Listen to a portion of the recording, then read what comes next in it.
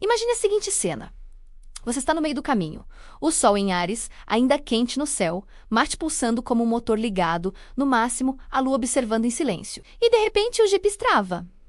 A seta gira, recalcula de novo e some. Agora, me diz, isso é só um problema técnico ou um teste cósmico cuidadosamente arquitetado pelo universo para medir o seu nível de paciência? Porque quando isso acontece com Áries, não estamos falando de alguém simplesmente perdido. Estamos falando de um guerreiro que acabou de receber uma provocação direta do destino. Áries, signo de fogo, cardinal regido por Marte, não veio ao mundo para seguir instruções em voz robótica dizendo vire à direita em 300 metros. Ele veio para liderar, avançar, conquistar territórios menos mesmo que esses territórios sejam um bairro completamente desconhecido às 3 da tarde de uma terça-feira. E é aqui que a astrologia, os estudos comportamentais e a observação dos arquétipos humanos se encontram de mãos dadas, rindo discretamente dessa cena tão comum quanto reveladora. No exato momento em que o Jeps quebra, acontece um alinhamento invisível.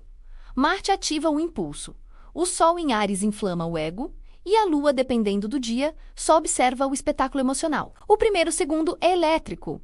Não existe transição suave. Existe indignação. Existe o clássico. Não é possível uma coisa dessas. Estudos sobre temperamento mostram que perfis arianos têm reação rápida a estímulos de frustração porque o cérebro prioriza a ação imediata, em vez de análise prolongada. Traduzindo, o dedo já está batendo no volante antes mesmo da mente formular um plano. E, curiosamente, isso não é fraqueza. É excesso de energia vital. Áries sente o tempo como algo físico. Perder tempo dói no corpo. É como se cada segundo parado fosse uma afronta à própria existência.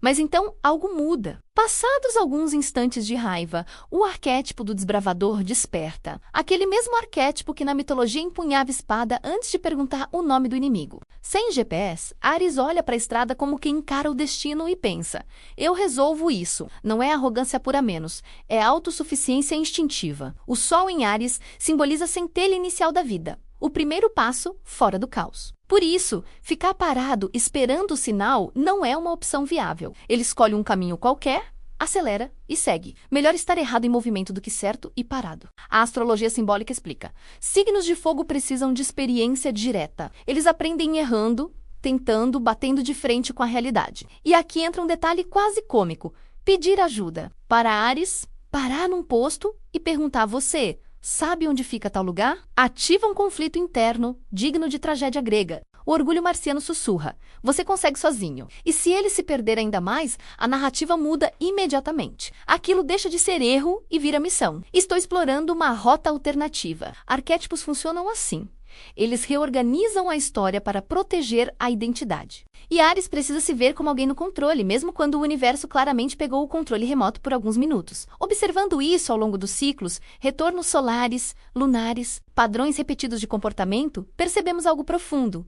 O Jeeps quebrado é só o símbolo. O verdadeiro tema é a relação de Áries com o controle, com o tempo e com a própria confiança. Estudos modernos de psicologia comportamental mostram que, sob estresse, pessoas orientadas para a ação tendem a atropelar o problema em vez de pausá-lo. Não porque não saibam pensar, mas porque foram treinadas pela vida a agir primeiro. E agora vem a revelação central. O universo não quebra o GPS de Áries para atrasá-lo. Ele quebra para ensiná-lo algo sobre direção interna. Existe uma diferença sutil, porém poderosa, entre liderança e teimosia, entre confiar na intuição e ignorar sinais. Quando Sol, Lua e Marte entram em certos alinhamentos, a vida cria pequenas frustrações para recalibrar o ego e fortalecer a consciência.